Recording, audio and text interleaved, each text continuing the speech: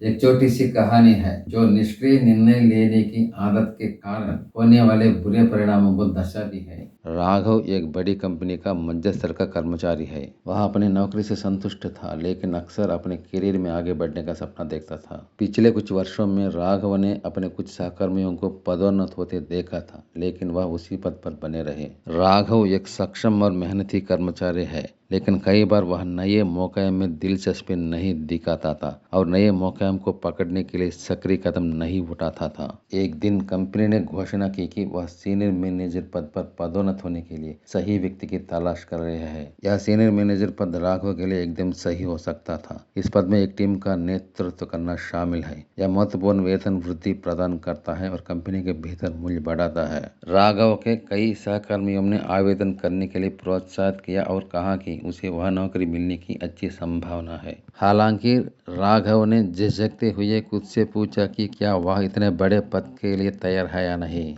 उसने सोचा, अगर कंपनी वास्तव में मुझे उस पद के लिए चाहती है तो वे मुझे आवेदन करने के लिए कहेंगे। हो सकता है कि यह सही समय ना हो। मैं इंतजार करूंगा और देखूंगा कि क्या होता है। दिन बीतते गए और जब उसने आवेदन करने के बारे में सोचा तो उसने कभी भी वास्तव में निर्णय नहीं लिया। इस बीच राघव के साथियों में से एक शिवराम ने तुरंत आवेदन करने का फैसला किया। शिवराम ने अपना आवेदन प्रस्तुत कर दिया है। उन्होंने अपनी योग्यताओं पर चर्चा करने के लिए शीर्ष प्रबंधन के साथ बैठकें निर्धारित की है और उस पद को पाने की संभावनाओं को बढ़ाने के लिए उनसे फीडबैक मांगा है। कुछ हफ्ते बाद कंपनी ने शिवराम को सीनियर मैनेजर पद की पेशकश की। राघव बहुत निराश है और उसे मौका गंवाने का पछतावा है। कंपनी द्वारा उनसे संपर्क करने की प्रतीक्षा करने पर उन्हें एहसास हुआ कि उन्होंने अपना मौका गंवा दिया है। राघव अपने करियर में कोई सुधार नहीं किया और परिणाम स्वरूप वह अपनी वर्तमान भूमिका में बने रहे,